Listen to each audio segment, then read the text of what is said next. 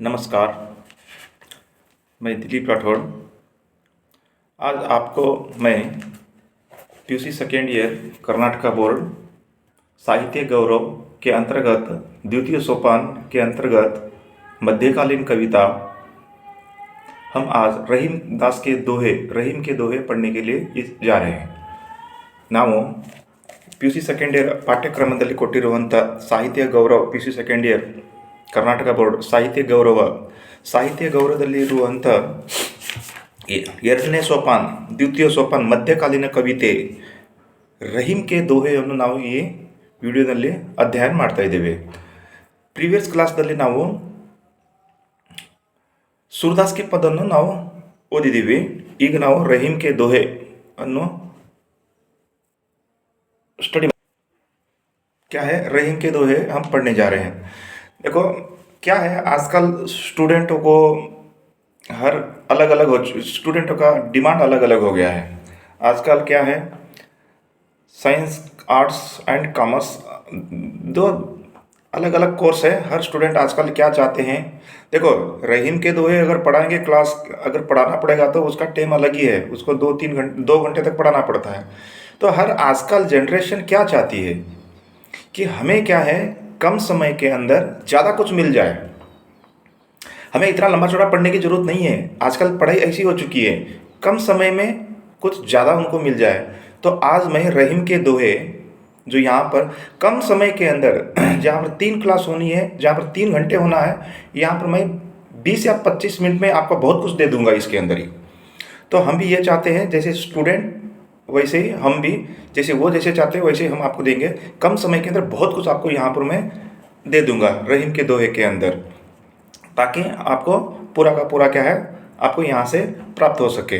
तो ಈ ವಿಡಿಯೋನಲ್ಲಿ ನಾವು ರಹೀಮ್ ಕೆ ದೋಹೆಯನ್ನು ಅಧ್ಯಯನ ಮಾಡ್ತಾ ಇದ್ದೇವೆ. रहीम के दोहे सब रहीम के दोहे के बारे में हम आपको रहीम के दोहे के कवि के परिचय में थोड़ा 2 लाइनों में दे देता हूँ. रहीम के फेमस किस लिए हैं, देखो नवरत्न अकबर, मुगल बादशाह अकबर के 9 रत्न थे. उसके दरबार में 9 रत्न थे. 9 रत्न अंदर स्पेशलिस्ट, जो कि हर क्षेत्र में वो स्पेशलिस्ट थे. कमांडर थे, कवि थे, सेनापति थे, गायक थे. जैसे अकबर, बीरबल, टोडरमल, तानसिंह, मानसिंह, इस तरीके से टोटल 9 रत्न थे. 9 रत्नों में से एक रत्न खुद रहीम भी थे अकबर के दरबार के अंदर.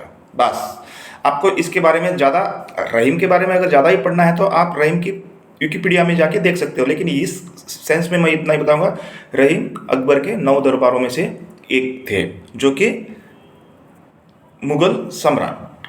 ठीक है, थोड़ा सा रहीम के बारे में हल्का सा एक्सप्लेन ये जाओ यहाँ पर पढ़ लेता हूँ. रहीम का पूरा नाम है अब्दुल रहीम खान खाना. आपके पिता बैरम खान थे. अब्दुल रहीम खान खाना मुगल सम्राट अकबर के मंत्री और सेनापति थे. अकबर भी क्या थे, मंत्री भी थे, सेनापति मिलिट्री कमांडर भी थे. मुगल साम्राज्य के अंदर सेनापति भी थे, मिनिस्टर भी थे और आर्मी कमांडर भी थे. ये बचपन से ही आपकी रुचि साहित्य और थी. आपने अनेक भाषाओं का दक्षता प्राप्त की थी और बड़ी सफलता के साथ तुर्की, फारसी, अरबी, संस्कृत और हिंदी का प्रयोग अपनी रचनाओं में किया था. अवधी, ब्रज और खड़ी बोली पर आपका असाधारण अधिकार था. आपके काव्य में भाषा, वैचन विविध्य और विषय वैविध्य है. प्रमुख रचना है रहीम दोहावली, वरय नारी का भेद, मदनाष्टक, श्रृंगार सोरठा आदि. इसका कहने का मतलब पूरा निचोड़ यही है, अकबर के 9 रत्नों में से एक रत्न थे रहीम. आपको ये याद करना है. ठीक, ओके. देखो इस रहीम के दोहे में हम क्या पढ़ेंगे, रहीम के दोहे में क्या पढ़े. प्रस्तुत दोहे में कवि रहीम ने मनुष्य जन्म की सार्थकता, हमारी सार्थकता के बारे में, कर्मयोग, मनुष्य की प्रतिष्ठा, अहंकार, वाणी की मधुरता, सांसारिक वस्तुओं की नश्वरता आदि के संबंध में विचार प्रकट किए हैं. देखो क्या है, जन्म की सार्थकता, हमारा जन्म हुआ है, ನಮ್ಮ ಜನ್ಮ ಆಗಿದೆ ಅಂದರೆ ಈ ಭೂಮಿ ಮ್ಯಾಗೆ ನಾವು ಬಂದಿದ್ದೆ, ನಮ್ಮ ಜೀವನ ನಾವು ಸಫಲ ಹೇಗೆ ಗೊಳಿಸ್ಕೋಬೇಕು, ನಮ್ಮ ಜೀವನ ನಾವು ಸಾರ್ಥಕ ಮಾಡ್ಕೋಬೇಕು. कर्मयोग ಆಗಬೇಕು. कर्म करना है, फल का इंतजार नहीं करना है आपको. कर्म करते चले जाना है. मनुष्य की प्रतिष्ठा, आपकी रेस्पेक्ट, वाणी की मधुरता, बोलने की, मुंह से बोलना, वाणी अपने कंट्रोल करके रखना है. सांसारिक वस्तुओं की नश्वरता, जितनी संसार में जितनी चीज़ें हैं ना सब नश्वर है, आदि के संबंध में विचार प्रकट किए हैं. तो आज अभी मैं क्या करूँगा, रहीम के दोहे को कंटिन्यू करूँगा. ठीक है, PC second year Karnataka board, Rahim Das के दोहे, रहीम का दोष के दोहे को अभी मैं यहाँ पर एक एक दोहे को पढ़ के उसके उत्तर बताने का कोशिश करूँगा, उसको भावार्थ बताने की कोशिश करूँगा। ठीक है, सबसे पहले रहीम के दोहे को हम स्टार्ट करते हैं, जो कि आपके पाठ्यक्रम में है। पहले दोहे में रहीम क्या कह रहा है? रहीमन विद्या बुद्धि नहीं धर्म जस दान, भू पर जन्म व्यर्थ धरो पशु बिन पूंछ विषान। रहीम क्या कह रहे हैं यहाँ पर? रहीमन विद्या बुद्धि नहीं, रहीमन कहते हैं कि जिसके पास विद्या नहीं है, बुद्धि नहीं है, नहीं धर्म जस दान, जो कि धर्म उसमें अंदर धार्मिक वाला आदमी नहीं है, धर्म के कार्य नहीं कर सकता है, न उसमें में जस यानी कोई यश वाला इंसान नहीं है, न दान। अगर आपके अंदर ऐसे गुण नहीं है, जैसे कि आप में बुद्धि नहीं है, विद्या नहीं है, बुद्धि नहीं है, न धर्म के काम कर सकते हो, न दान कर सकते हो, तो ऐसे लोगों क्या है? भू पर जन्म वृथा धरो, भू पर जन्म वृथा धरो, यानी भूमि के ऊपर आपका जन्म क्या है? वेस्ट है, बिल्कुल फालतू जन्म है आपका, बिल्कुल वेस्ट है। पशु, आपका जन्म क्या है? पशु के जैसा है। पशु बिनु पूंछ विषान, ऐसा पशु जिसका क्या है?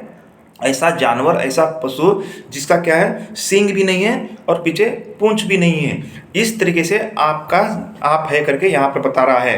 रहीम पहले दोहे में क्या कहता है? दोबारा बताओ। रहीमन विद्या बुद्धि नहीं, रहीमन कहता है जिसके अंदर विद्या नहीं, जिसमें बुद्धि नहीं, जो पढ़े लिखे नहीं है, दिमाग नहीं है, तो ऐसे ही इंसान जो धर्म के नहीं धर्म जस दान, न धर्म के काम करता है, न दान पुण्य काम करता है, कुछ नहीं करता है, तो भू पर जन्म व्रत धरो, तो भूमि के ऊपर आपका जन्म क्या? व्रत, व्रत मतलब व्यस्त, व्यस्त है आप, भूमि पर व्यस्त हो। पशु है, पशु बिनु पूंछ विषान, आप क्या है? भूमि पर पशु के बराबर हो, जो कि ऐसे पशु जिसके क्या है? पूंछ भी नहीं है और सिंग भी नहीं है, तो ऐसे पशु है करके रहीम इस दोहे में हम लोगों को अर्थ बताने की कोशिश कर रहे हैं। दोबारा बताता हूँ। रहीमन विद्या बुद्धि नहीं, रहीमन विद्या बुद्धि नहीं धर्म जस दान, भू पर जन्म वृथा धरो पशु बिना पूंछ विषान। भूमि पर जन्म क्या है? आपका व्यस्त है, आप कैसे हो? बिना पूंछ और सिंह के पशु जैसे हैं। तो इससे क्या है? हम लोगों को क्या है? विद्यावान होना चाहिए, बुद्धि वाला होना चाहिए, दिमाग होना चाहिए, और धर्म के कार्य करना चाहिए, आस्तिक बन के रहना चाहिए, नास्तिक बन के नहीं रहना चाहिए, और धर्म दान पुण्य का काम करना चाहिए। तब करोगे तो आप इस धरती पे क्या है? आपका जीवन सफल है, आपका जीवन सार्थक माना जाएगा। तो इस तरीके से हमारे जीवन में क्या है? हम लोगों को धर्म जस बुद्धि विद्या के साथ रहना है, होशियार बन के रहना है, तब जाके हमारा जन्म क्या है? सार्थक है करके यहाँ पर बता रहा है। वरना हमारे पास विद्या नहीं, बुद्धि नहीं, धर्म नहीं, जस नहीं, दान नहीं कर सकते, तो हम क्या है? धरती पे फालतू है। किसके समान है? पशु के समान है, जिसके पास क्या है? बाल भी, जिसके क्या है? पूंछ भी नहीं है और सींग भी नहीं है, ऐसे है करके यहाँ पर बता रहा है। तो हमें विद्या बुद्धि और धर्म दान करते रहना चाहिए, तब जाके आपका जीवन सार्थक होगा। नेक्स्ट नेक्स्ट दुआ। रहीमन पानी रखिए बिनु पानी सब सुन, पानी गयो ना उबरे मोती मानुष चुन। देखो यहाँ पर क्या है? रहीमन पानी रखिए बिनु पानी सब सुन, पानी गयो ना उबरे मोती मानुष चुन। देखो यहाँ पर पानी पानी पानी का अर्थ अलग अलग सेंस में आया है। एक तो पानी का अर्थ है इंसान के लिए, हमारे लिए जो पानी है ना, तो इज्जत से है, वो हमारी रेस्पेक्ट से है। देखो हमें हमारी इज्जत, हमारा इज्जत हमारे हाथ में है, हमें अपनी रेस्पेक्ट को खोना नहीं है। एक बार अगर इज्जत चली जाएगी, आपका मान सम्मान चला जाएगा, तो फिर दोबारा वो मान सम्मान पैसा देने के बाद भी नहीं लौटेगा। तो यहाँ पर क्या है? रहीमन पानी रखिए, रहीमन कह रहा है पानी रखिए। पानी मतलब क्या है? इज्जत, रेस्पेक्ट को बनाए रखो। रहीमन पानी रखिए बिनु पानी सब सुन, बिनु पानी, बिना पानी, बिना इज्जत के आपका सब सुन है, आपका कोई नहीं है, आपकी वैल्यू जीरो के समान है। तो रहीमन पानी रखिए, रहीमन इज्जत को बनाए रखो, अपनी रेस्पेक्ट को बनाए रखो। बिनु पानी सब सुन, अगर पानी मतलब इज्जत नहीं, तो आपका क्या है? जीरो है, सुन है आपको, तो अपने रेस्पेक्ट को बनाए रखो, बोलता रहा है। नेक्स्ट, पानी गयो ना, पानी गयो ना, पानी अगर चला जाएगा, इज्जत चली जाएगी, पानी गयो ना, न उबरे, न उबरे कौन कौन है? मोती मानुष और चुन। देखो यहाँ पर क्या है? एक जो रहीमन, एक जो पानी है हमारी इज्जत से कहा है, हाँ, मनुष्य की इज्जत से कहा। दूसरा पानी मोती मानुष चुन, चुन मतलब यहाँ पर देखो मोती, मोती होता है पर्ल्स, हम जो गले में जो पर्ल्स वगैरह पहनते हैं, जो भी पर्ल्स वगैरह पहनते हैं, जो मालाएं होती है, जो हमारी मोती होती है, मोती जो होती है गोल गोल मोती के ऊपर से क्या है पानी से शाइनिंग किया जाता है, तब जाके मोती क्या है चमकती है। अगर उस मोती के अंदर से जो पानी नहीं रहेगा, उस पानी धीरे धीरे धीरे वो पानी चला जाएगा तो वो मोती इतनी भद्दी दिखेगी, इतनी कुरूप दिखेगी, बहुत खराब दिखेगी, वो बिल्कुल वेस्ट जैसी दिखेगी, क्यों? उसके अंदर से पानी चला के जाएगा तो क्या है वो बहुत बेकार दिखेगी, मिट्टी जैसी बन जाएगी वो, पानी चला जाएगा तो। वैसे ही हम लोगों के अंदर से अगर इज्जत चली जाएगी तो हम भी क्या है उस मिट्टी जैसे बन जाएंगे, हमारी कोई वैल्यू नहीं रहेगी ऐसा। और चून, चून है यहाँ पर, चून का है आटे से भी मतलब है और दीवार पे लगाने वाला चून से भी मतलब है। कुल मिला के यहाँ पर चून का मतलब क्या है, मैं सिंपल भाषा में आपको बता दूं। चून, देखो चून के अंदर से पानी चला जाएगा, अब हम दीवारों पे चूना वगैरह करते हैं तो उसमें पानी डाल के ही करते हैं, अगर वो पानी चला जाएगा तो चूना सूखा ही रह जाएगा, फिर उस चूने को भी कोई वैल्यू नहीं है। उसी के अंदर चून और एक है रोटी से है, रोटी के आटे से है। देखो हम क्या करते हैं, रोटी बनाने से पहले सूखे आटों को में सूखे आटे में पानी डाल के उसको गोली बनाते हैं, गोली बनाने के बाद फिर उसको हम रोटी बनाते हैं। तो देखो यहाँ पर एक सूखा आटा है और एक गोली बनाया हुआ गीला आटा है, इस गीले आटे से अगर पानी निकाल देंगे तो वो आटा क्या होगा, सूखा हो जाएगा, तो उस सूखे आटे से हमारी रोटी भी नहीं बनेगी, उस आटे की कोई वैल्यू नहीं है। वैल्यू मतलब आज इस सेंस में वैल्यू नहीं है, क्यों? इधर से गीला है आटा है, ऑलरेडी पानी से रोटी रेडी के लिए तैयार हो चुका था, और सूखा आटा है, तो सूखा आटे से और ये गीले आटे में किसकी वैल्यू रहेगी, गीले आटे की वैल्यू रहेगी, क्यों? इससे जल्दी रोटी बन जाएगी। फिर उस सूखे आटे को फिर पानी डालना पड़ेगा, फिर प्रोसेस करना पड़ेगा। उससे अच्छा क्या है, आटे चून के अंदर से अगर पानी चला जाएगा तो उसकी भी कोई वैल्यू नहीं है। मोती के अंदर से क्या है, उसके अंदर से जो चमकाया जाता है ना पानी से, शाइनिंग से, वो भी चला जाएगा, तो उस मोती की भी कोई वैल्यू नहीं है। जिस तरीके से गणेश मूर्ति होती है, हम गणेश चतुर्थी के दिन गणेश हमारे घर कहीं बैठाते हैं, गणेश को भी क्या करते हैं, मिट्टी कीचड़ से उसको बना के लास्ट में पानी से शाइनिंग किया जाता है, उसको पानी से कलर से पेंट करके शाइनिंग करें। अगर उसके अंदर से वो पानी शाइनिंग चला जाएगा तो वही गणेश मूर्ति है ना पूरा भद्दी बहुत क्रूप दिखेगी, उसकी कोई वैल्यू नहीं रहेगी। तो इस तरीके से क्या है, हम लोगों को यहाँ पर रहीम कह रहा है कि पानी, हम लोगों को रहीम ने पानी रखिए, हमें बोलता अपनी इज्जत रखिए, बिनु पानी सब सुन, बिना पानी के सब सुन है, कोई वैल्यू नहीं है आपको। पानी गयो ना उभरे, अगर आपके अंदर से पानी चला जाएगा, किसके, मोती के अंदर से पानी चला गया तो मोती की कोई वैल्यू नहीं है, चून के अंदर से पानी चला गया तो उसका भी कोई वैल्यू, हमारे अंदर से पानी, हमारी अगर इज्जत चली जाएगी तो हमारी भी कोई वैल्यू नहीं है। तो इस तरीके से क्या है, हमें क्या है अपनी रेस्पेक्ट बनाए रखना है, अपनी इज्जत को बनाए रखना है करके रहीम इस दोहे के माध्यम से हम लोगों को बता रहा है। एक बार इज्जत चली जाएगी तो दोबारा इज्जत नहीं आएगी, करोड़ों रुपया देने से भी इज्जत दोबारा नहीं मिलेगी, तो इज्जत को बनाए रखना है, पानी से इज्जत को बनाए रखना है। ठीक है, नेक्स्ट।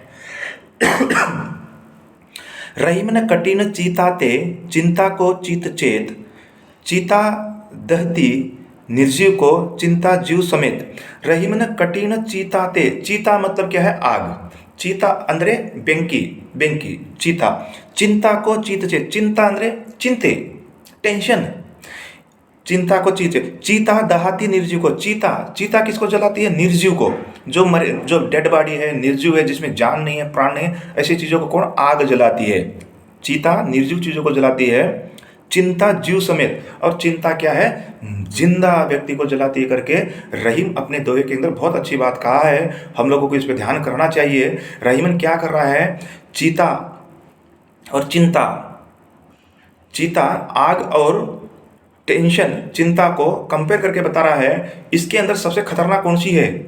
एक तरफ से बता रहा है चीता देखो, चीता क्या करती है, हम लोगों को डेड बॉडी, मुर्दे आदमी को चीता जलाती है, लेकिन चिंता क्या है, किसको, जिंदा को जलाती है, चिंता करके रहीम इसमें बोल रहा है। बहुत बड़ी बातें बता रहा है रहीम यहाँ पर। तो यहाँ पर क्या कह रहा है रहीम ने कठिन चीताते, रहीम कठिन मतलब हार्ड, चीताते मतलब आग से क्या है, चिंता है, आग से खतरनाक क्या है, चिंता है। तो चिंता को चीत चेत, भाई चिंता क्यों हो रही है उसको देखो और उस चिंता को दूर करो, वरना क्या हो जाएगा, चीता दहाती निर्जीव को, आग क्या है, निर्जीव को जलाती है, हमारे निर्जीव, हमारे क्या ना मुर्दे शरीर को जलाती है आग, चिंता जीव समेत, और चिंता क्या है, हमारे जिंदा शरीर को जलाती है। इस तरीके से रहीम कहता है कि हम लोगों को टेंशन क्यों है, किस लिए टेंशन है, उस टेंशन को दूर करो, अगर उस टेंशन को अगर दूर नहीं करोगे तो फिर क्या है, आपको धीरे धीरे चिंता क्या है, आपको अंदर से जला देगी। क्यों? हम देखते हैं ना, चिंता वाला व्यक्ति कितना डिप्रेशन, कितना टेंशन, कितना मानसिक तनाव में चला जाता है, अंत में जाके कोई ना कोई उसको या तो सुसाइड कर लेगा, कोई ना कोई गलत काम करके बैठ जाता है। तो इससे अच्छा है कि भाई आपको क्यों चिंता हो रही है, वो चिंता को देखो। आज के पीयूसी सेकेंड ईयर में पीसीएमबी साइंस कॉमर्स में अगर अच्छे अंक भी नहीं आए हैं, फेल भी हो गया, तो आप लोगों को चिंता नहीं करना है। क्यों? दोबारा उस एग्जाम बैठ के उस चीज़ को दूर कर लो। चिंता करते करते करते क्या है, आप आगे जाकर कोई गलत काम कर लोगे।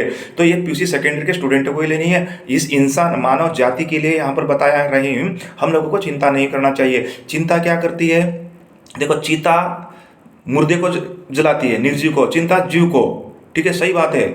आग तो एक बार डेड बॉडी को जला देगी, लेकिन चिंता धीरे धीरे हमारे शरीर को अंदर से जला देती है और अंत में जाके धीरे धीरे मरी जाते हैं। तो इससे अच्छा है कि अपनी चिंता क्यों हो रही है उसको दूर करने के लिए यहाँ पर रहीम अपने दोहे के अंदर कह रहा है। नेक्स्ट, निज कर क्रिया रहीम कही, सुधी भावी के हाथ, पासे अपने हाथ में दाउन अपने हाथ। रहीम क्या कह रहा है? निज कर क्रिया रहीम। रहीम कह रहा है कि निज कर क्रिया रहीम, सुधी भावी के हाथ। देखो, हम लोगों को रहीम यहाँ पर निज, आपके हाथ में क्या है? क्रम है। आपको क्रम करते रहना है। सुधी भावी के हाथ, सुधी फल, सुधी मतलब फल, भावी मतलब भाग्य, भगवान के हाथ में है। आपके हाथ में क्या है?